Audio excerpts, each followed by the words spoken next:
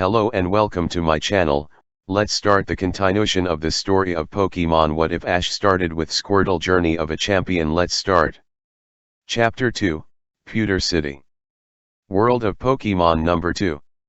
Over 150 years ago, a group of powerful Pokemon trainers decided to come together to form a club. At first, they would have fights to the death between their Pokemon, while placing bets on the outcomes. This sport caught on, later sold on pay-per-view, and Pokemon were bred to win these death matches. It wasn't until a trainer, later known only as the Master, stormed into one of the death matches and defeated every Pokemon in attendance with his own Pokemon partners. By befriending his Pokemon and training them, they became stronger and evolved to their final forms, making quick work of the other savage and unevolved Pokemon. Seeing that the way that they were raising their Pokemon was inferior to the Master's way, the powerful trainers disbanded their club. Under the Master's leadership, they formed an organization for anyone to join. The powerful trainers went to their hometowns to form the first-generation gyms. The Master went down in history as the founder of the Pokemon League and the first ever champion. Not much is known about him but that he had a Charizard as his partner and strongest Pokemon. The Pewter City Gym was a huge building with a large domed roof. The inside there was a waiting room that looked more like a lounge. There were vending machines with regular food and poke blocks for trainers and Pokemon. On the walls were TVs playing the PLN and a large staircase leading to the second level where the arena was. Ash wondered why there wasn't anyone else in the lounge and decided to walk right up the stairs towards the arena.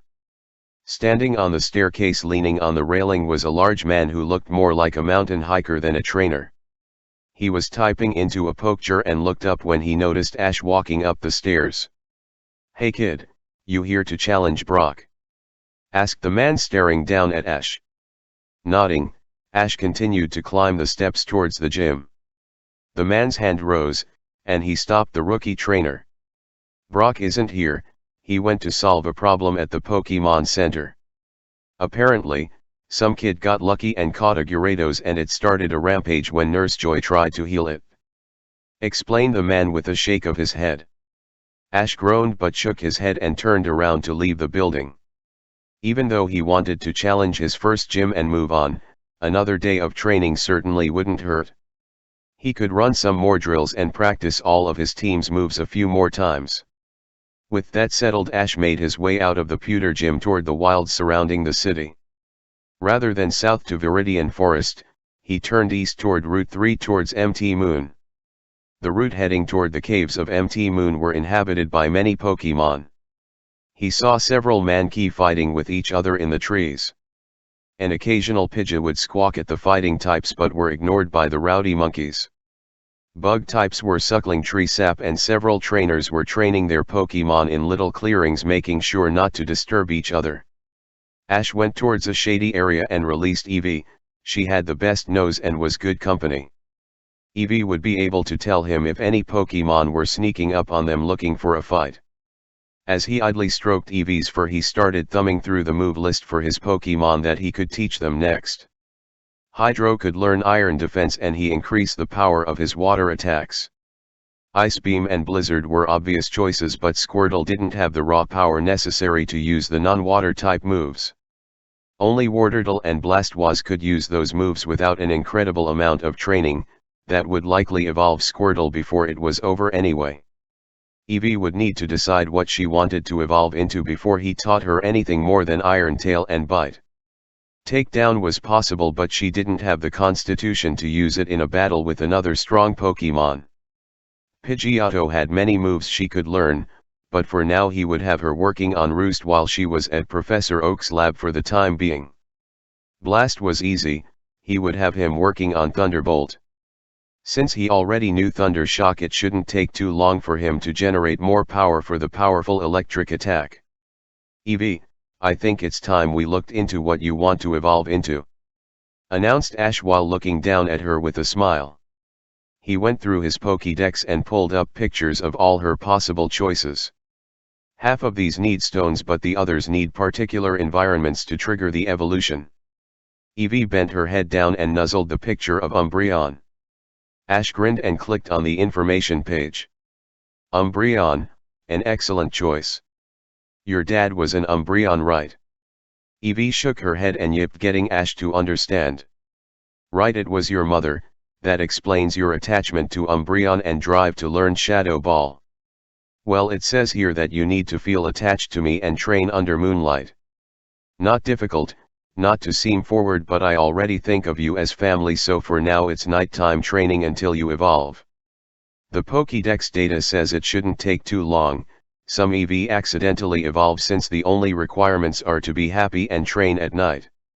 Eevee nuzzled Ash's cheek and yipped once more. She walked off of him and went to a shady spot to lay down. When she sniffed the air, she lowered herself and began growling at the bushes. Ash quietly approached, making sure to not startle whatever was in the bushes. From the bushes came a yellow rodent who looked at Ash curiously before noticing the growling Eevee and started to produce lightning on its red cheeks. "Whoa, calm down everyone!" shouted Ash, getting Eevee to calm down and Pikachu to turn back to him curiously. "Hi Pikachu, would you like to have a battle?"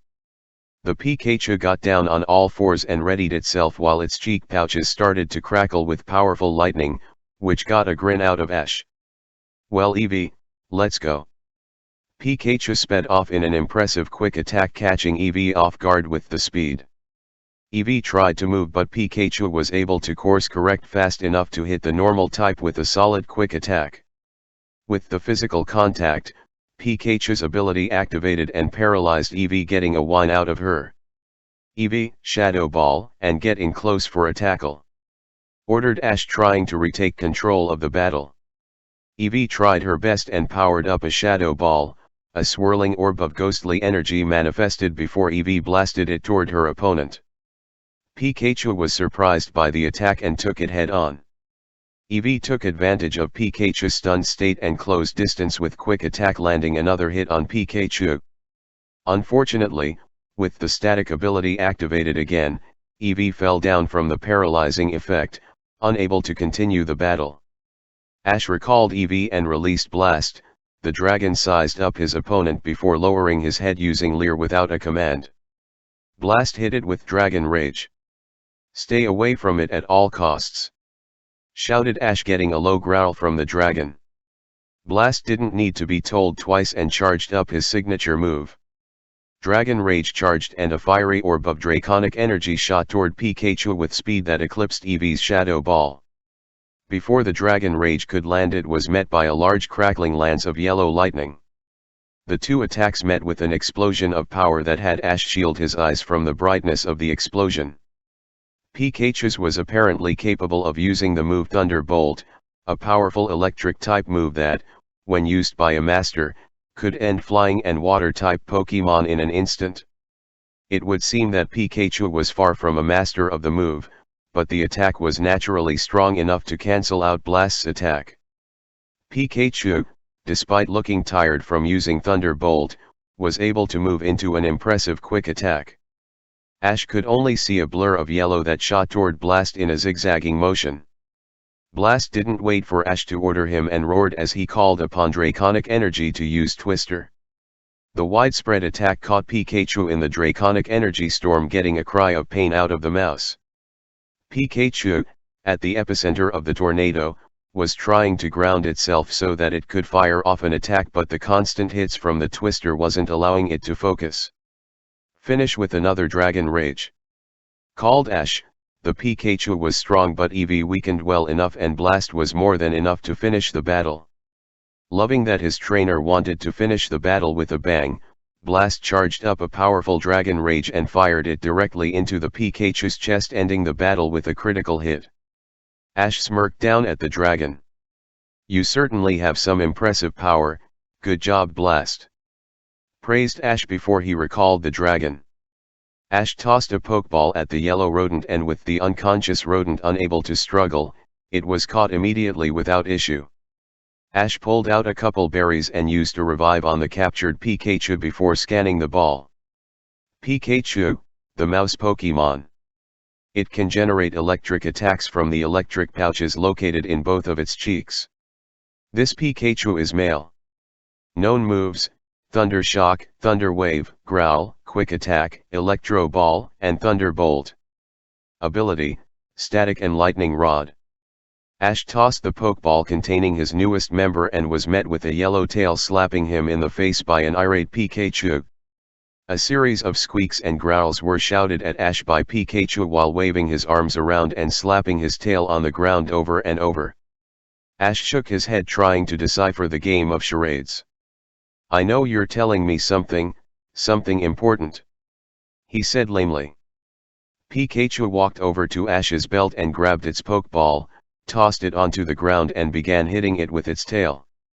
Ash now thought he understood the problem. "You don't like your ball?" The yellow rodent jumped up with a happy squeak and Ash nodded his head with a sigh. "Well, I guess you can stay out of it. I don't mind having company to walk with. Strange though, since all my other Pokemon like to be in their ball since it lets them relax." Pikachu squeaked happily as he jumped up to Ash's shoulder and rubbed Ash's cheek with his own. Ash laughed at his new friend and gave Pikachu's head a soft pat. "Well, I guess we should head back to the center to have you and Eevee checked on, then I'll introduce you to the team," Ash said to the Pikachu. "Also, tonight you and the team will get in a night session, mostly for Eevee, but I want to see what your other moves are capable of." It turned out that the Gyarados issue took 3 days to settle. Brock managed to put an end to it with his Steelix, but the damage to both the Pokemon Center and innocent buildings around the area was enough that the gym closed until for 3 days while Brock helped the city recover. Ash had taken the time to train his team. During the days everyone would be working on new moves while Eevee battled and trained at night. So far, he had her working on the move Moonlight, a healing move that worked on drawing energy from the weather and worked best at night. He was sure that in the next week or two of this training, Eevee would evolve. Eevees didn't take much at all to evolve after all.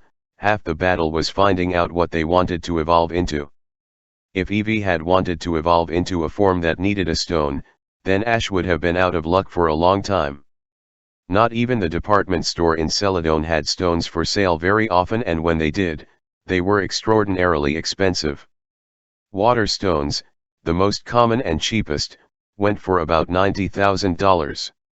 Ash was glad that Umbreon didn't need anything other than training to reach, although becoming Umbreon was the easy part, seeing as how she would have an all-new typing to work with and her form would completely change. Moving on, with Pikachu's help, Blast was able to make progress on Thunderbolt. Teaching Blast gave Pikachu the perfect opportunity to further practice the move to get it down. Right now, Pikachu had enough power to use Thunderbolt, but it wasn't very controlled and lost power soon after leaving Pikachu. Ash was confident that Pikachu and Blast would have the move down by the time they got to Cerulean to face the water gym. Hydro still hadn't evolved, but his tail was getting bushier and his skin was getting darker. Pidgeotto was working on Roost, a great move for her to learn as she would be able to recover and would remove her flying typing for a few minutes. This meant that Pidgeotto would only be weak to fighting moves while the effect lasted. But all that aside, Ash just hoped that she wasn't lonely at Oak's Corral. Team training was for Iron-Tail, Blast, Eevee, and Pikachu were working on it together. The move was a good close-range Steel-type move that would be useful to gain distance with an opponent that got too close. He was happy with his team's progress. Blast was the furthest along with Eevee, and Pikachu were hot on his tail with their own progress. Ash found himself once again at the entrance to the Pewter City Gym, and this time he'd get the challenge and hopefully a badge. Ash walked inside the gym, through the lounge waiting area, and up the stairs. The arena wasn't well lit, but he could make out the rocky field and viewing stands on either side. The arena was enormous. Ceiling was over 30 feet high and the battlefield itself was over 50 yards long and 30 yards wide. At the other end of the arena, Ash noticed a man was standing on his trainer's square with crossed arms, watching him approach from the shadows. A challenger. "May I have your name?" "I of course am Brock Slate," introduced Brock, and when he spoke the entire arena lit up and the whole place became visible. Ash was able to make out cracked and shattered boulders with the hard stone ground cracked with scars of previous battles. "Ash Ketchum," called out Ash, he stood firm and Pikachu on his shoulder squeaked out a call of his own. "I hope you don't plan to use that, Pikachu," commented Brock as Ash stood in his trainer square mirroring Brock. Ash gave Pikachu a pat and shook his head. "No, I have other Pokemon to use." "What are the rules?"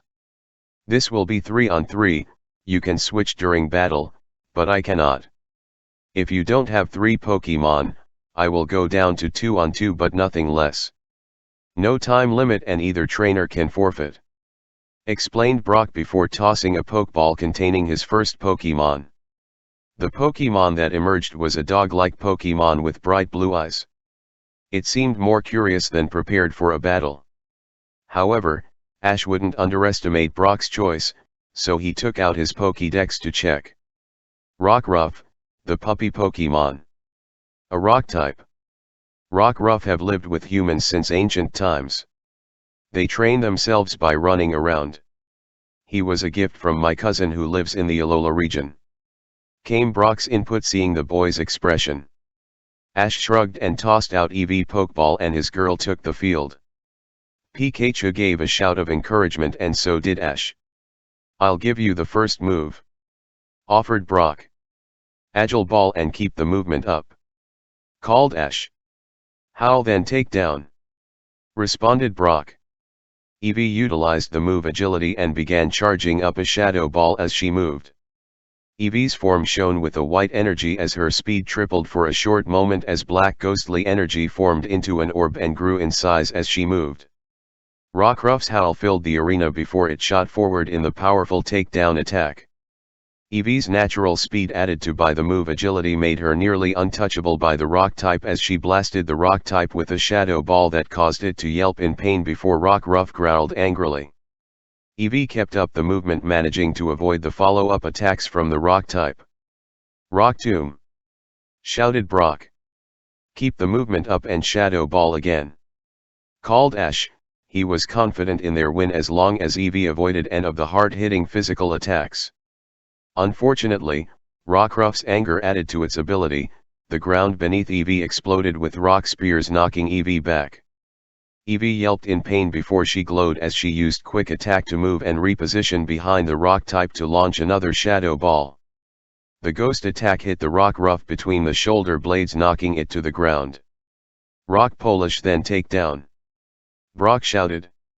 "Eevee keep up the movement and bite." Ash was sure that the rock type was close to being taken down but didn't want to keep the same attack up.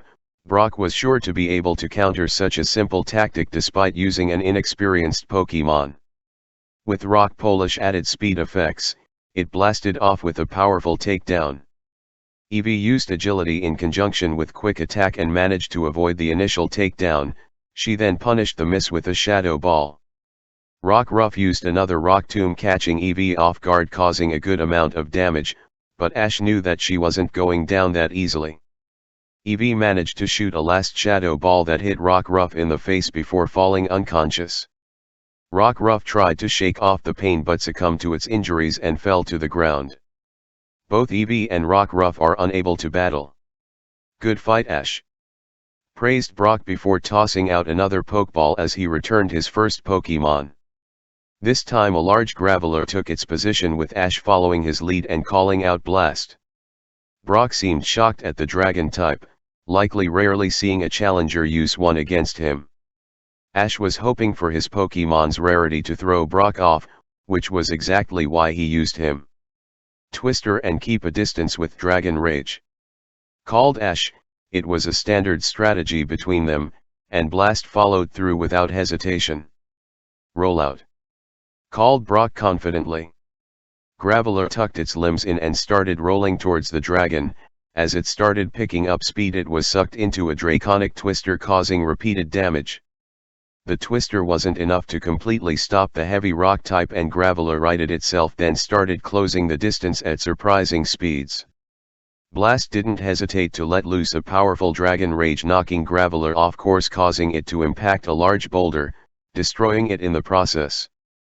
Dust and pebbles exploded from the rock type, impacting the boulder, making it impossible to see the battlefield.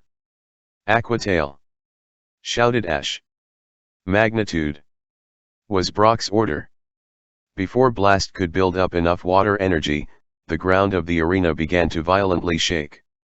Ash guessed the attack was about a 6, maybe a 7, but that was still powerful. Blast didn't care about the damage and finished charging the Aqua Tail. The water-enhanced tail smacked the rock type across the face, getting a groan of pain out of the Gravel Pokemon. Graveler tried to get out of the danger zone, but Blast let loose another Dragon Rage, knocking Graveler out of the battle. Blast roared out in victory, happy that he could prove his superiority to the dumb rock-type Pokemon. Ash didn't bother being shocked as he shook his head. Dragon Rage was a natural move, so it did more than the normal damage it would by any other non-dragon Pokemon. "You've done well, that Dratini of yours is pretty strong, but I think this is where the battle ends," praised Brock as he released his 30-foot rock snake. Its boulder-like body was shiny and the Pokemon looked well taken care of. Onix let out an ear-piercing roar, nearly causing Ash to cover his ears, while Brock stood stoic on his trainer platform. The proud dragon didn't flinch in the face of the massive rock snake. Blast was more interested in if he could take on the massive boulder beast. "Keep distance and use the new move if it gets too close," called Ash. "Onix Rock Polish, then Rock Tomb." Brock's tone was more confident than before, and Onix answered his orders with another ground-shaking roar. Blast let out a powerful twister that managed to consume the rock snake, but Onix didn't care as it launched boulders at the dragon. The area shook when the massive boulders slammed into the ground, picking up large amounts of dust. Despite taking damage from flying shrapnel, Blast didn't flinch and shot towards the massive Pokemon while its tail took on a metallic glow. Under Brock's orders, Onix went to wrap its body around the blue dragon, but as it got close, Blast smacked it with a perfect iron tail. Onix roared as it suffered from the super effective move, but was experienced enough to push through the pain. Coiling, then launching its massive body into the air, Onix slammed itself down on top of Blast, knocking the dragon out. The rookie trainer grimaced at the attack. What had to be several thousand-pound Pokemon landing on Blast had to have caused some serious damage. Ash recalled Blast, impressive as always. "Now rest up, we'll pick up training starting tomorrow." He knew that saying anything else would just annoy the dragon. Ash pulled out his starter's Pokeball and released Hydro, who stared up at the rock snake without a shred of fear or worry. Brock grunted quietly as he looked upon the impressive Squirtle. Water and grass were massive weaknesses for Onix, but this wasn't the first time he's faced such odds. "Hydro, remember the plan. Onix is a sturdy one, so don't back down until it's down for good," ordered Ash. Brock narrowed his eyes and grunted out, "Earthquake." Ash's eyes widened at the powerful earth attack. Hydro rapid spin away. Hydro withdrew into his shell and spun his body away from the area towards one of the nearby boulders. The entire arena began to shake as the extremely powerful ground attack was used. Ash wasn't certain, but he expected that this move was similar to Pikachu's Thunderbolt. Onix was able to use it, but it wasn't to the level it should be at. Brock likely gave it the TM and kept it as an ace. Hydro was hit by the attack, but with his constant movement was able to avoid being hurt too badly. He stopped and steadied himself on top of a boulder before focusing on Onix. Filling his chest with water, Hydro blasted the rock snake with a compacted and high-velocity stream of pressurized water in a masterful water gun attack. Onix, despite its size, managed to avoid the attack and went on the offensive. Utilizing its massive size to its advantage, it slammed its tail down on the boulder that Hydro was standing on. The Squirtle withdrew once again and spun under the rock snake away from the damage. Ash smirked as he watched his plan work. Hydro's main problem was that he wasn't extremely fast. Not his fault, his line isn't known for their blistering speeds. But using rapid spin on the ground, Hydro is able to effectively cartwheel away from damage. Although it only works in a straight line. "Now, use water gun," shouted Ash. He could see the badge in his mind's eye as the battle continued. "Rock polish and wrap," Brock ordered. The two Pokemon listened to their masters and used their respective moves. Hydro was obviously quicker than Onyx and built the aquatic energy within his body and released another water gun, this time hitting the rock snake in the boulder right next to its face. Onyx couldn't avoid the pain this time and roared out. "Onyx Dragon Breath!" shouted Brock in desperation. "Finish this, Hydro!" cried Ash with a grin starting to form on his face. Both Pokémon readied their attacks and released them at the same time. The two beams met, and it was obvious which was the stronger of the two. Hydro was overtaken by the Draconic Energy attack, making Ash yell out in worry for his starter. Brock nodded to himself. That Squirtle packed a serious punch. It almost took out Onyx with that powerful water gun. Luckily water gun was still water gun, no matter how perfectly executed, and the low-level attack was nothing compared to the Dragon Breath attack.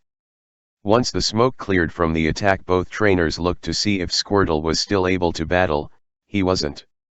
For Hydro was no longer a Squirtle. He was a larger purple turtle with white fluffy tufts of fur on his head and a light blue fluffy tail curled behind him. He was no longer the foot-tall turtle he was, now 3 times larger and twice as heavy. He was now a Wartortle. Amazing, Hydro! Now finish this with Water Pulse. Ash had heard his Pokédex notify him of Hydro learning the move after evolving. Hydro released a pulsing orb of water that hit with enough power that Onyx spun round as if it was slapped across the face. Instead of the roar of pain Ash was expecting, the rock snake fell to the ground unconscious. The newly evolved Pokémon's added power using a natural move that did double damage mixed with the 4 times effectiveness. Ash was sure that even a fresh Onyx would be out after that hit. Ash didn't return Hydro and instead ran down to him with Pikachu following excitedly next to him. "That was amazing. You're so much stronger now, Hydro!" shouted Ash, all the while sporting a large face-splitting grin.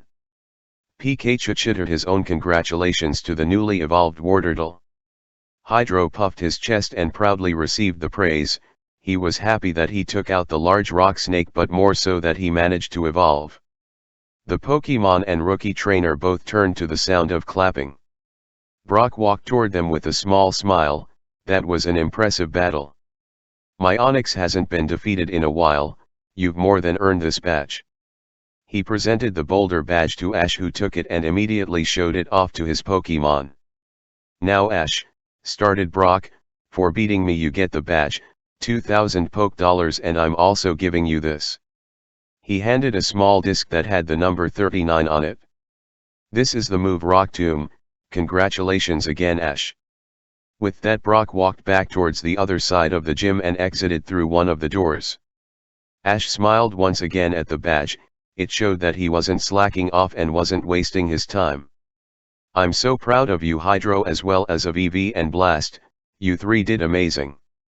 Let's get you 3 over to the Pokémon Center so you can get looked at." Ash recalled Hydro and gave Pikachu a pat as he jumped up onto his shoulder. "Let's get out of here, buddy." Pikachu squeaked out his approval and settled on Ash's shoulder. Ash was about 2 days out from MT Moon. So far, he wasn't met with any trainers who were interested in battling, so he was moving through the area quite fast. The occasional wild Pokémon that challenged them was swiftly dealt with by Pikachu or Hydro. He decided to let his team rest for the past 2 days, and Pidgeotto was back at Professor Oak's.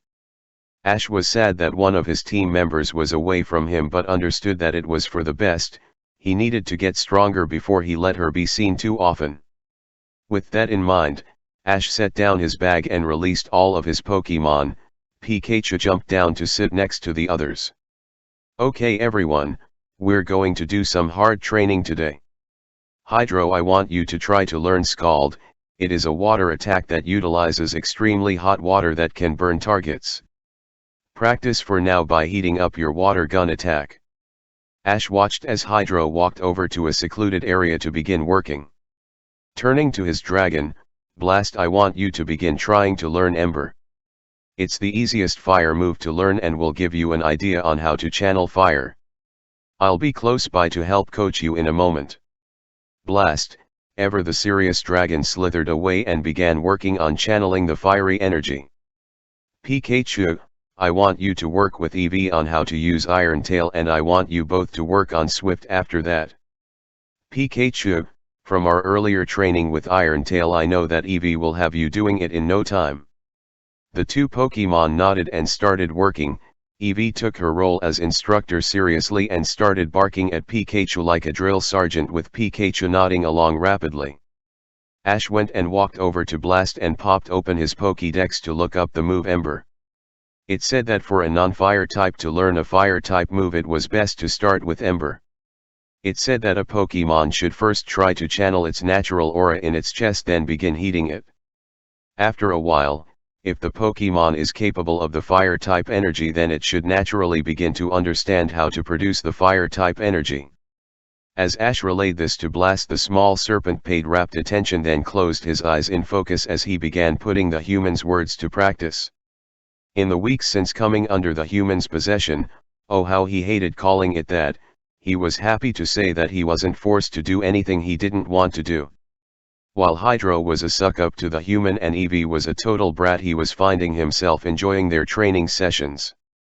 Not to mention he absolutely loved battling. Beating the Gravely loser at the gym was the most fun he's ever had. He was beginning to like his time under this human. But the human still had a ways to go before he would start to like him or even learn his name. Ash nodded, happy that Blast was working so diligently. The little dragon was more than happy to focus on becoming more powerful. While he was thrilled about that, he still got the feeling that he wasn't trusted by the dragon completely yet. Sadly, he understood. Dragons were proud things and wouldn't submit unless given a good reason. But Ash was nothing if not persistent and would never stop showing Blast that he was willing to push him all the way to his final form and to surpass all his current limits. Seeing that Blast wasn't going to need any further instruction, he walked over to Pikachu and Eevee. If Blast's ability to focus on a task was impressive, then Pikachu's ability to learn under instruction was equally so. Eevee sat by Ash's feet as they watched Pikachu charge up his tail and smack the nearest rock. While it wasn't a full Iron Tail, there was far more power behind that hit than normal, meaning that some Steel-type energy was starting to flow into his tail. Great Pikachu! You're already making progress. Now that you have the gist of it, you can work on it by yourself. For now, I want the both of you to start on Swift. Both nodded and sat next to him while Ash looked up the move in his Pokédex. Okay, you two. It says here that you're supposed to build up normal type energy, and while you're doing that, picture your opponent as your form the move. Once the attack is ready, it should already have the programming to seek out the target. The heat-seeking part of Swift should be natural for the attack, but focusing on your target as you create the attack should make it easier to start out. Instructed Ash, Pikachu and Eevee began trying to form the normal type energy. Both, having mastered quick attack, already had a grasp on using the normal type energy. That was why he wanted them to learn the move. It was a ranged attack that could deal damage, and in the case of Pikachu, it gave some variety. Eevee had Shadow Ball, but that didn't damage normal types, so this would give her better coverage. Also, the never-missing aspect of the attack was very beneficial. Pikachu started chittering at Eevee, who barked back in response. It didn't seem hostile, so Ash let the team members bond as they trained. Walking over to the last of his team and his starter Pokemon, Hydro. While all of his team were talented, Blast had his extreme focus. Pikachu was a fast learner, and Eevee didn't quit until she mastered a move.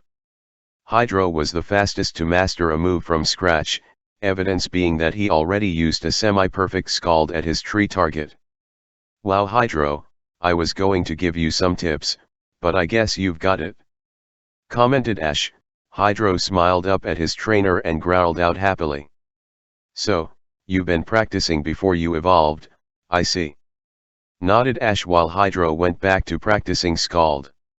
It made sense that this wasn't the first time he practiced this move. Even for Hydro that would have been fast. Seeing that his team was pretty self-sufficient, he went over to his bag and started making lunch.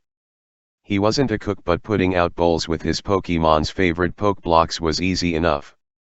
He also crushed up some vitamins and rare candies and sprinkled them over the food. Some people thought using the poke vitamins was like steroids and didn't like using them. Ash, however, knew that they were perfectly healthy and could help his Pokemon grow stronger. Since he had only a bit over a year to get his team to elite level, he'd do whatever it took. Of all the elite and extremely powerful trainers in the world, Bruno of Kanto's Elite Four was the biggest advocate of the using vitamins and the rare one-time boosts like rare candies. His Macamp being nearly a foot taller than the average certainly showed that his methods were working. Ash didn't think his battle style matched the muscle head of the Elite Four, but he wouldn't disregard anything that could benefit his team's development. "Lunchtime everyone," called Ash, who was then nearly bowled over by 4 Pokemon who dove into their food. "I want to thank all of you for your hard work. We'll train for a couple more hours then turn in for the night." His Pokemon sounded their approval, making Ash smile at the hard workers. "Eevee, you are close to mastering Moonlight. While it's a fairy-type move, using it under a full moon, which it will be tonight, should be enough." Eevee yipped happily that she should evolve tonight. Luckily her evolutions didn't require massive amounts of training but rather weather conditions or evolution stone or states of minds. She was strong and loved her trainer. Now she needed to train under the full moon, and she'll evolve to Umbreon like her mother. Ash smiled seeing that his Eevee was happy and went into his own lunch, a humble sandwich, as he thought of what to do next on his journey. Mt. Moon would be a full day of walking if he could navigate the caves effectively. He was confident that he would get through quickly, and while catching a Clefairy was appealing to him, he was confident that he wouldn't see one. He was sure his luck all went into catching Pidgeotto. Clefairy were immensely rare in Mt. Moon, and that was the only place they inhabited.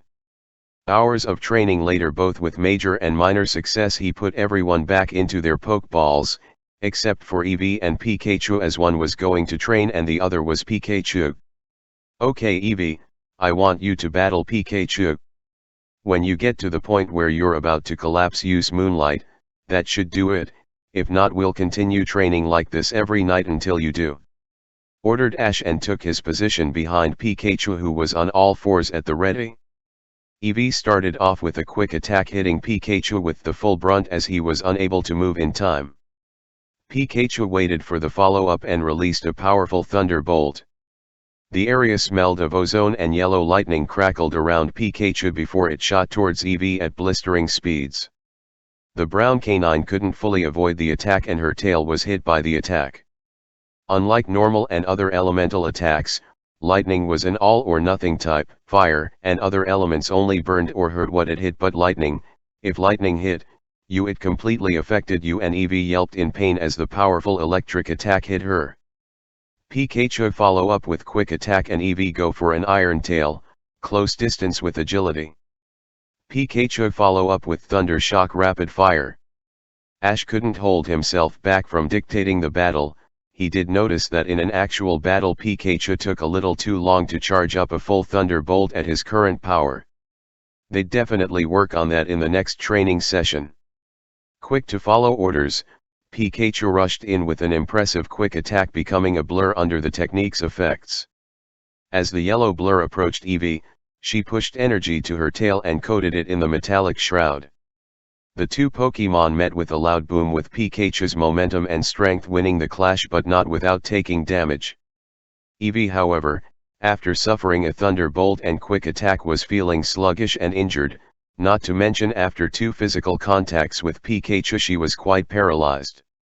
Knowing it was now or never, Eevee closed her eyes in concentration. Pikachu and Ash watched hopefully as Eevee utilized Moonlight under the full moon. The move Moonlight revitalized a Pokemon's stamina and health depending on the weather conditions. If it was cloudy, it would recover a little over half the user's health. A bright strong summer day, it was about 4/5. At night, especially under a full moon, the effects were doubled. Soaking in the moon's rays, Eevee felt incredible. She wasn't tired, she felt ready to fight. She wasn't hurt, she never felt better. Once the move ended, the glow around Eevee didn't stop, rather its intensity picked up and she began to evolve. Ash and Pikachu rushed over, giddy with excitement over the plan working. Evie felt her body triple in size and she felt smarter and sharper, her body felt stronger and far tougher, like she could take a hyper beam from a Snorlax and shake it off. When the bright light of evolution wore off, Evie was no longer his small brown self but a larger, sleeker black Umbreon. Amazing Umbreon! It worked, wow, you look beautiful! Praised Ash. He was instantly jumped on by Umbreon, and unlike when she was an Eevee, he was sent to the ground with the 60-pound Moonlight Pokemon licking and nuzzling his face. Let's head forward towards MT Moon. The Pokemon Center by the entrance isn't far from here. The MT Moon Pokemon Center was the same as all the other centers Ash has seen, with the only exception being that there was a sales desk that reminded him of a Pokemart that he would definitely take a look into later. The nurse behind the desk was a dark-haired man with a doctor's coat and glasses. Ash's eyes were wide as saucers as he approached the nurse. That wasn't a Nurse Joy. Is there a Nurse Joy here?" asked an apprehensive Ash. The man gave a polite smile. "She turned in for the night, and while she is the face of Pokemon centers, she isn't the only Pokemon healer in the world. Now how can I help you?" Laughing in realization, Ash presented the man with 3 Pokeballs and Pikachu hopped off his shoulder and onto the table. "Could you have a look at my Pokemon? They went through some serious training today. Also, my Eevee just evolved into Umbreon. Can you make sure that she's healthy?" The man smiled and nodded before he carried the tray of Pokemon to the back with Chansey following him. Ash went over to a booth and sat down to relax. It was late, so he'd wait until tomorrow to call his mom to show her Umbreon and to tell Professor Oak that using the move Moonlight at night was perfect for evolving Eevee. He'd likely want to know that it was a pretty sure way to trigger the evolution. For now, he'd look through his Pokédex for Umbreon's information. He'd scan her tomorrow to see if she learned anything after evolving. On the Pokédex it said that Umbreon were tanks with very high health and defense, both physical and special. Mixed with the move Moonlight and natural hardiness, she'd make an excellent Pokemon to start battles off with. She could last long enough to see what an opponent was capable of, and with her dark attacks could take some down as well. Also, she had a decent move pool. Dark Pulse was a stab move or natural move as they were usually called, meaning that the powerful dark attack would do double damage when used by her no matter the opponent. She had the capability to learn Psychic, which meant that with tutoring and hard work she could manage other Psychic-type attacks with enough training. Overall, with Thunder Fang, the moves she would learn by getting stronger and the ones that she could learn gave her decent coverage. For now, he'd relax and wait for his team and tomorrow begin his journey into MT Moon. "Oh, I just love her so much, she is so shiny and healthy looking," gushed Delia Ketchum as she looked at Umbreon on the video call. Ash, however, was under his now much heavier Pokemon, who didn't seem to notice as she basked in her trainer's mother praise. Managing to push Umbreon off of him, he picked the phone back up. "Thanks Mom, I make sure she stays healthy and give her a brush every day," responded Ash while petting Umbreon, who was sitting next to him. With her new size she could still see the video screen. "Oh, I can tell Ashy, she's beautiful. Now onto your Pidgeotto. She is very beautiful herself and is work Ponyta. She's been practicing and perfecting all her moves and managed to learn Roost thanks to Professor Oak's Pidgeot that's on the ranch," said Delia. "Also, we ran blood work on her and did several tests and she is perfectly healthy. Her abilities seem stronger than average but nothing on the scale of being an immense advantage. Though it is too early to tell as she is still young, by our estimate she is only 6 years old." Ash nodded. Pidgeotto seemed in her younger years, but the average wild Pidgey usually evolved around 5 to 7 years old. "She seemed pretty strong. I mean, she took down Igdotl, who's a grass type and an evolved one at that, while she was a Pidgeot. Well, she evolved towards the end, but yes, still counts. Good news is she can be sent back if you want her back, as we're done with the tests we wanted to do," Delia said happily before she turned her gaze to Umbreon. "Now I wouldn't mind looking at her, she would be a wonderful research subject." Stopping his mother before she could really start, he interrupted. "And you will, Mom, but I still need her. When I come back home you can look at her. I plan to come home after I get my 8th badge, which should only be in a few months. Delia seemed disappointed but understood, her baby didn't want to part with a friend if he could help it. I understand, Ash, so will you want Pidgeotto back? No, I'm going into MT Moon today, so I'll get her afterwards, she'd hate to be clumped in a cave. Answered Ash before he and his mom said their goodbyes. Dialing the next number, he didn't have to wait long for someone to answer. Ah, Ash, it's good to hear from you. Greeted Professor Oak with a smile. I would like to thank you again for lending me Pidgeotto. It was no problem, waved off Ash. I wanted to introduce you to Umbreon, the plan worked perfectly. She battled with Pikachu under the full moon, and when she was toward the end of her rope used Moonlight and immediately evolved. I bet if she did that during the day, she would have evolved into Sylveon or Espeon. While Ash spoke, Professor Oak was typing into a device while nodding along. That's excellent, Ash. I will send these notes over to Professor Sycamore in Kalos.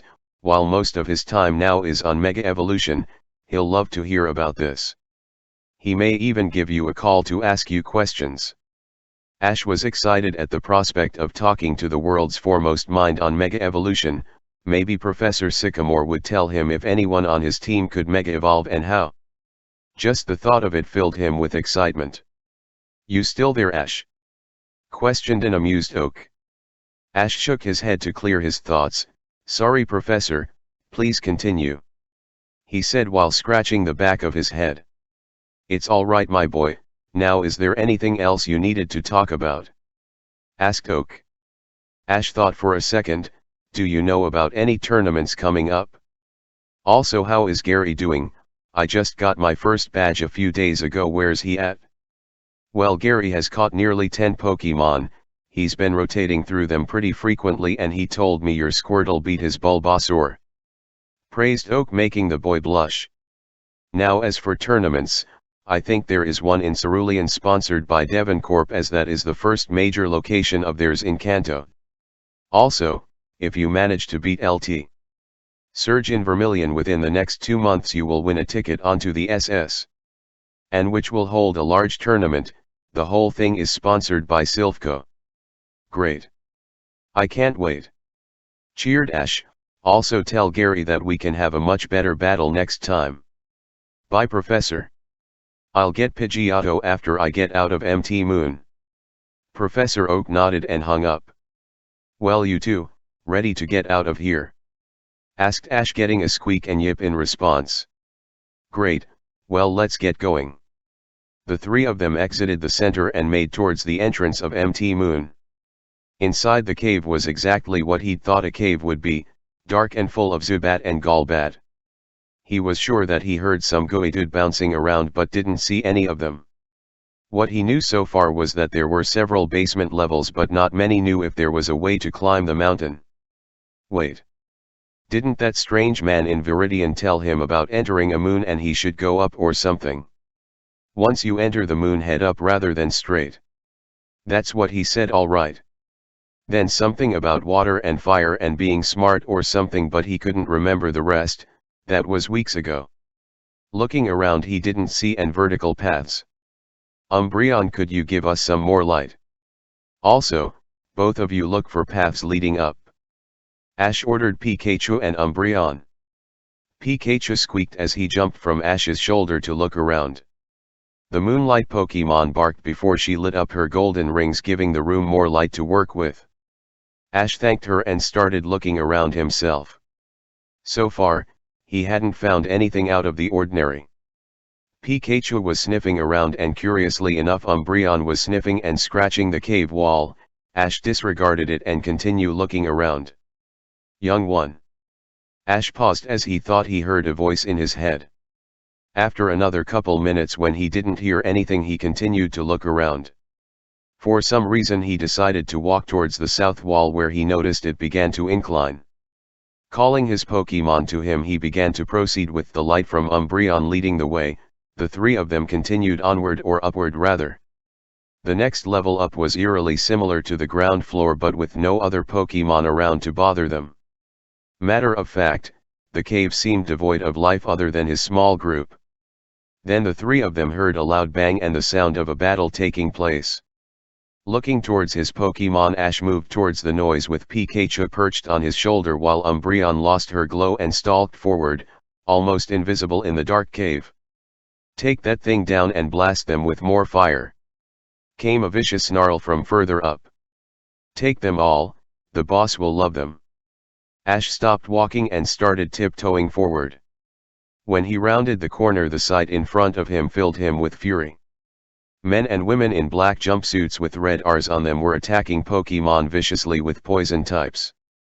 Further shocking was the group with fire types burning a group of Beldum into a corner before throwing them in cages. Ash felt incredible fury consume him but knew that he was outnumbered by the assholes attacking and caging innocent Pokemon. "Young one." Ash knew for sure that he heard a voice in his head, and this time Pikachu heard it as well, as both his ears spiked up into the air. Another compelling thought popped into his head and he snuck away and toward another upward level. This one was narrower and darker, causing Umbreon to reignite her glowing rings.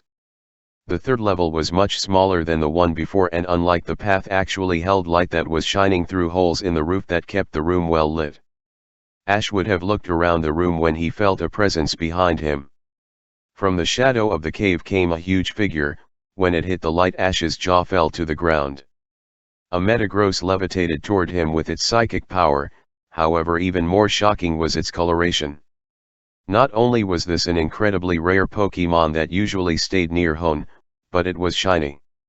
The steel body was silver instead of the normal blue Metagross had, and the normal silver was gold. "Thank you for coming, young one. I am in need of your assistance." "So that was your voice?" responded Ash in shock. Pikachu and Umbreon were noticeably tense in the presence of the powerful Pokemon. "Yes, I need you to help remove the cages our young ones are being held in. I would be able to destroy the humans, but those cages are special, and my power would not safely destroy them without killing the Beldum within." The Metagross voice was odd. Ash thought it was akin to a human speaking into a voice modulator, but deeper and with a slight echo. Understanding the task, Ash nodded. "I get it, we'll help you save them for sure." Pikachu's cheeks sparked as he squeaked out his agreement. Umbreon growled out furiously and nodded towards the massive steel and psychic type Pokemon. Touching its four massive limbs to the ground, Metagross readied itself. "This will be done quick. You will initiate the attack and I will teleport in once you start. Free the Beldum and they will help assist you against the poison ones. I will deal with the rest."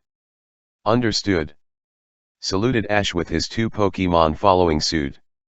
The three of them walked towards the exit, but before he began walking down, he released Hydro and Blast and quickly told them what was happening. Both seemed less than pleased with the Pokemon's treatment one floor below and sounded out their agreement in the attack. "I want Hydro and Blast front and center and Umbreon in the shadows attacking. Pikachu, you're coming with me to free the Pokemon. Now let's go, quietly," ordered Ash, letting Umbreon lead the way. Petrol wasn't hating his job today. He and his crew stormed MT Moon under the boss's orders to take the recently discovered Metagross hive. Their secret weapon was able to sense them in the mountain, giving them the drop on a large group of pseudo-legendary Pokemon with unpredictable migration patterns. His boys managed to not screw up the raid and he himself caught a Metang for his personal team. He sent word to the boss that they would be done in the next couple of hours, then they will go down to the secret bottom floor to take the Moonstone and Clefairy. Unfortunately, there weren't any fully evolved Pokemon here. Metang was the strongest here by far, as Beldum could only use takedown. Their Magmar and Houndoom make quick work of the steel types. So far it has been one of the few operations that he's led that hasn't turned into a mess. Nothing could go wrong today. Bang. Damn it. Mentally groaned Petrol as he released his Crobat. The poison flying type waited for its orders as it seemingly floated mid-air. Across the room, Ash let his team loose. The front runner was Blast, who released a perfect thunderbolt toward the Golbat and coughing. Hydro was next to him and was scalding anything in range. In the shadows of the room, Umbreon waited until the right opportunity before pouncing and using Bite to take down her prey. Ash and Pikachu made it to the cages. "Don't worry all of you, we'll get you out right now." Ash heard the Beldum hum in appreciation as they hovered to the other end of the cage to allow Ash and Pikachu to break open the cage. Shaking his head at the telepathic Pokemon that stared at him blankly, he turned to Pikachu. "Iron Tail buddy, get that lock open." The yellow rodent squeaked as he charged his tail with power and slammed it down on the lock, breaking it in half. The steel types filed out of the cage, all humming angrily. "I need all of you to take down the poison types, I will take care of the fire types," ordered Ash. When he finished speaking, a huge explosion happened over by the fire-type Pokemon that were rushing toward him. In the confusion, the Beldum all rushed into the battlefield. Some of them in the excitement evolved into Metang, giving them more power to work with. In the middle of the explosion across the room was the shiny Metagross. It just used Giga Impact to crash down from the floor above them to surprise the Pokemon. Both front legs charged up silver metallic energy before slamming them into two Magmar who were blasted across the room. All five of the Houndoom released a flamethrower towards the Metagross. The streams of flames converged on the steel type with terrifying speed. A hum filled the room and the world seemed to bend around Metagross. The powerful wall of fire seemed to stop midair and shrink until it ceased to exist before Metagross, leaving it completely unharmed. The hum sounded again, and the fire-type Pokemon were all lifted off the ground. Orange energy began to build in front of the Metagross mouth that grew until it was twice the size of a basketball. Ash realized that the attack was an incredibly powerful hyper beam. The second the attack was charged, the beam was released and once again the world seemed to warp, and the beam was ripped into several parts, all hitting one of the fire types in the chest. Even with the powerful attack landing, they didn't even move a centimeter as Metagross' psychic abilities held them perfectly still. Looking around, Ash noticed that most of the men and women were unconscious and the poison types were taken out by the Metang and Beldum, all of which were immune to the poison attacks, making it quite easy. Pikachu had jumped down from his shoulder and helped with the raid while staying close to make sure that no Pokemon attacked Ash while he was alone. Lightning tore through the air towards the enemy Pokemon from Pikachu. Blast was firing Dragon Rage left and right, taking out the near-endless supply of Zubat and Golbat. Ash was sure that most of them at this point were just wild that were attacking just to be a part of the war zone. Hydro let loose Water Pulse after Water Pulse right next to Blast, who would sometimes electrify the water attacks, adding to the offensive power when he had the chance. While Ash couldn't see Umbreon in the dark cave, he was sure that she was out there taking down her prey like a predator in the wild hunting its dinner. "You bastard!" came the furious shout from one of the few people still conscious on the enemy side. The man wore the same jumpsuit as the rest, but he had a gold trim around his red R, marking him as a leader, Ash supposed. Ash turned to him with an angry expression on his face. "Who are you people? Why were you attacking these Pokemon?" While attacking Pokemon wasn't bad, the way they were doing it could be called poaching or hunting, both very punishable by the police. The man calmed his anger with a slow and deep breath before he swaggered closer to Ash, completely unthreatened, not worried in the slightest. "We are Team Rocket," he shouted proudly. Ash and his Pokemon gathered together, all looking to one another in confusion. "I don't know what that is, but we're going to stop you," promised Ash. The man merely rolled his eyes in response. "How do you not know who we are?" the man muttered in disbelief before returning to his confident smirk and condescending tone.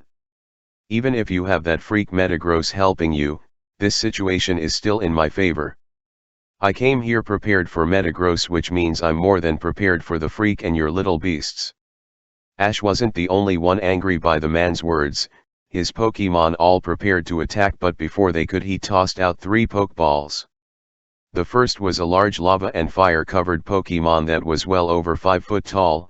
Instead of arms it had 2 cannons, and the sheer heat given off by the Pokemon caused Ash to start sweating. Ash recognized the Pokemon as Magmar, a fire-type Pokemon so powerful that they lived within volcanoes. The second was a very powerful and large Houndoom. Unlike the others that were a part of the battle so far, this one seemed calm and ready to attack at the slightest movement. The last Pokemon was a surprise to him. Luckily, he recognized it as it was one of the few Pokemon that he's seen in person from a different region. It was a large bipedal cat-like Pokemon that had red and black fur with a belt made of fire. The Pokemon was Incineroar, the final evolution of the Alolan starter Litten. What Ash knew about it was that it was a fire and dark type, meaning it was the Metagross line's worst matchup, much like Houndoom.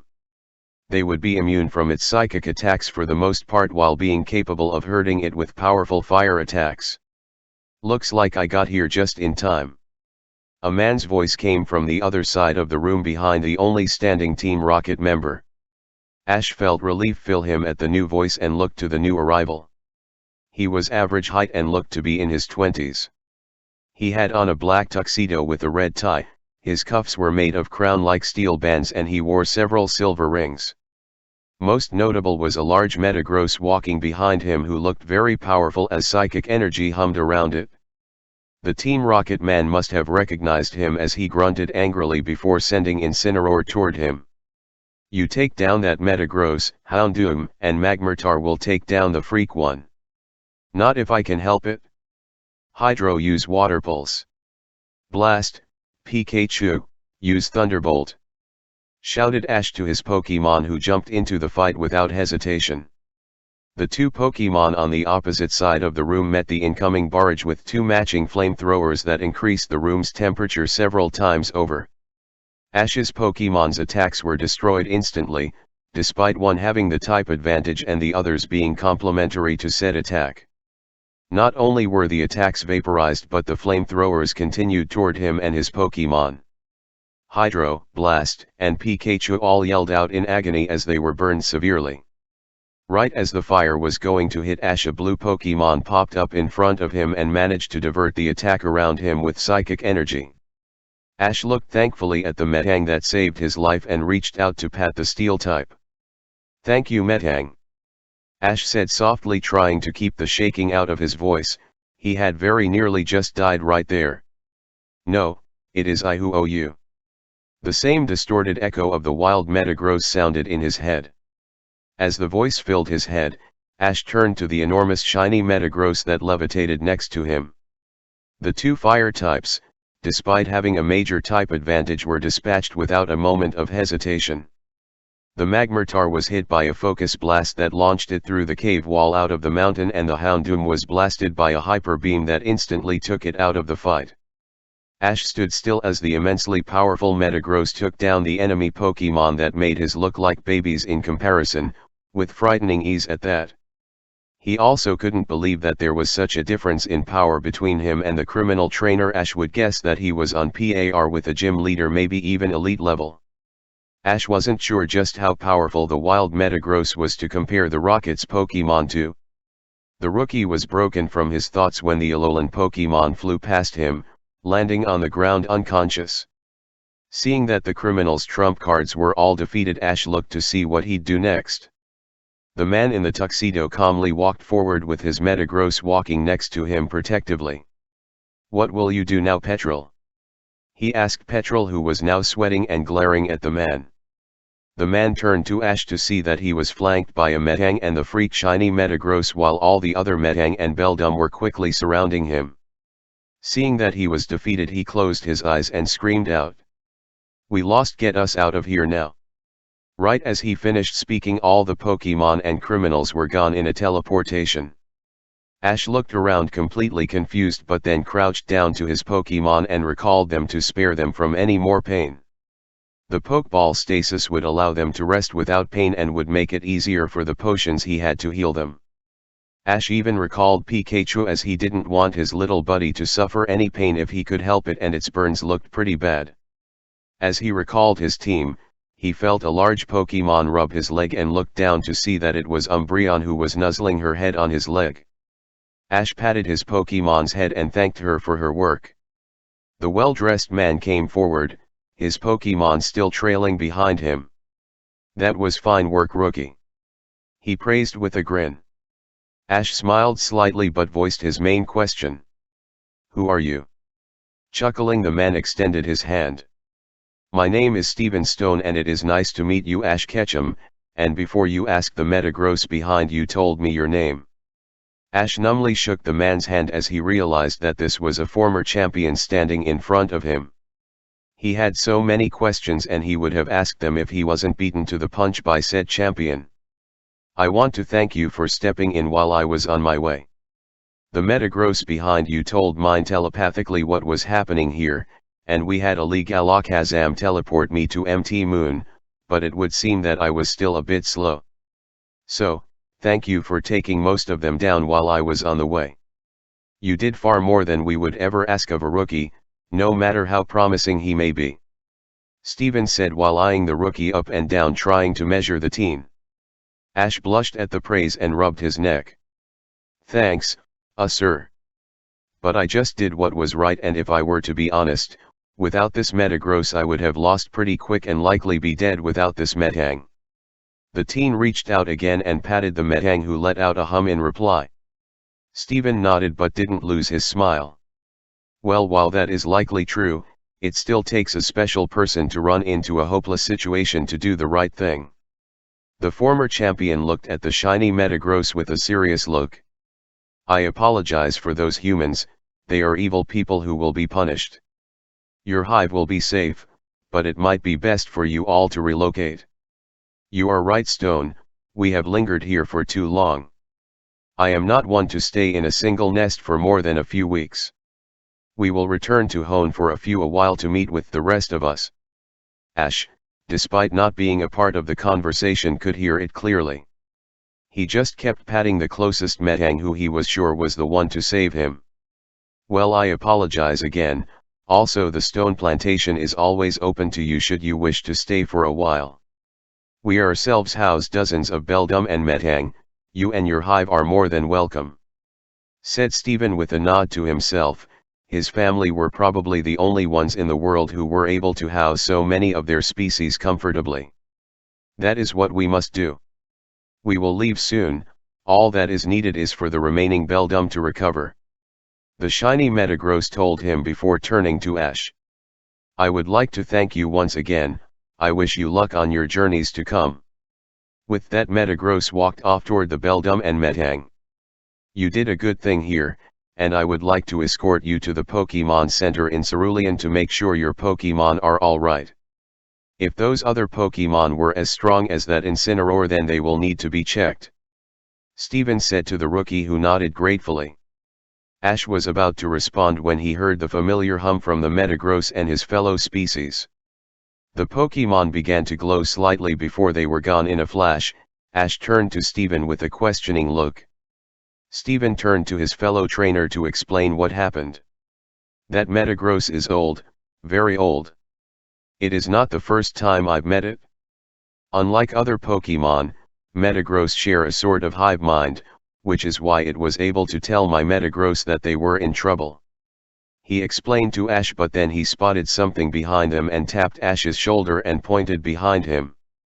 Ash turned and smirked at the sight. In front of them, looking ready to battle, was the same Metang that saved him from the flamethrowers from earlier. Turning to Umbreon, you think you can do one more battle? He asked the Moonlight Pokemon who jumped in front of him, whose golden rings glowed in preparation for combat.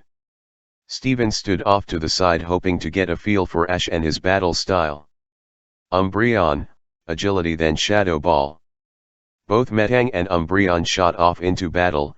The steel type's arms lit up and began attacking in a barrage of metal claws. Luckily, Umbreon was the faster with agility and managed to maneuver for enough time to use a shadow ball that hit the Metang's body. Umbreon kept up the pace but was caught by a metal claw throwing her back. Metang pushed the attack and its eyes lit up to use confusion, but Umbreon stood up unaffected. You're immune to psychic type attacks. Use another shadow ball and finish with pursuit. Metang noticed that its psychic attacks wouldn't work and readied Metal Claw again. Umbreon used agility once again to avoid the powerful swings while preparing Shadow Ball. Once Metang swung again, she shot under the Pokemon and blasted a Shadow Ball up at the Steel type's body. With the attack landing and having another opening, Umbreon used Pursuit. The super effective natural move was several times stronger against Metang, making it crash to the ground, unable to continue fighting. Umbreon howled in triumph and patted over to Ash, who rubbed her head affectionately. Taking out a Pokeball, he tossed it over at the Metang, which was captured immediately. Pulling out his Pokédex, he scanned the new Pokémon. Metang, the Iron Claw Pokémon. Metang is the evolved form of Beldum. Its highly developed intellect and strong magnetic force allow it to create powerful psychic energy. Known moves: Takedown, Metal Claw and Confusion. Ability: Clear Body. Ash held up the Pokeball and whooped in happiness. His team was getting stronger by the day, and with Metang it was getting some real powerhouses. He couldn't wait to have Blast and Metang battle each other when both of them had more moves. Both of them held immense potential. Congratulations, I will tell you from experience that the Metagross line is very powerful. From what your Pokédex said, it must have just evolved. They learn Metal Claw and Confusion by evolving, and it seemed pretty weak during its battle with your Umbreon. Steven patted his Metagross and pulled out a blue Pokeball with the league symbol on it. Let's get out of here, Ash, said Steven as he threw the ball and released an Alakazam that stared at them with a bored expression. How may I assist you, former champion and trainer? Unlike Metagross, who sounded like a robotic and distorted human, Alakazam was like monotone man speaking softly in his ear. While it wasn't as unsettling as Metagross' voice, it was still weird for Ash to have a voice in his head that wasn't his. To the Cerulean City Pokemon Center, please, answered Steven as he returned his Metagross. Return your Umbreon, Ash, and we'll leave. Listening to the champion, Ash returned his Umbreon and walked closer to the Alakazam. Don't worry, it'll be over. The world distorted and Ash watched as his entire reality warped in on itself, and in the next instant, he was standing right outside of a Pokemon Center. Before you know it, and we're here, Steven said with a chuckle. Ash shook his head and looked at the psychic Pokemon. Thank you, Alakazam, I really need to get my Pokemon looked at, the boy said before running inside to the Nurse Joy that was behind the desk. Steven returned the League Pokemon and followed Ash into the center. It is unfortunate that we only managed to capture 3 Metang and 4 Beldum, but that is enough for each executive at least to have one. I will keep the Beldum to assure they evolve soon, Giovanni said to Petrol on the video call. The Team Rocket executive nodded and hung up the call. Giovanni clenched his fist several times, each time he shook with more and more anger. In a blur he slammed his fist down on the desk, causing his monitors to fall to the ground and a crack to form on the wood from the force of his fist. I knew that it would be risky to attack a Metagross hive, but to think a former champion would show up. Apparently, this gives merit to the research papers that hypothesized that Metagross share a sort of hive mind that they could call that man to assist them that quickly, Giovanni thought, trying to break down the situation logically. Though the way Petrol escaped was also going to be a problem. I gave him permission to escape in a situation should it turn out like it did, but having Mewtwo do it in front of 2 people, one of which being a champion, is a problem. We'll have to have Mewtwo lay low. Instead of having him raid the boat, I'll have Ariana do it. She doesn't have enough to do at the moment as it is. So far, his organization managed to lie low the past few years, but this put them on the map for sure. They'll have to be careful in the Kanto region for the time being, until Mewtwo was more under control. He was still do as he pleased when Giovanni didn't expressly order him not to. It wouldn't be long before Mewtwo was too powerful for them to command without Silpha's newest and secret project. To be continued. And that it's for today. Thanks for watching and subscribe for more video, and please make sure to like and comment on video. Bye.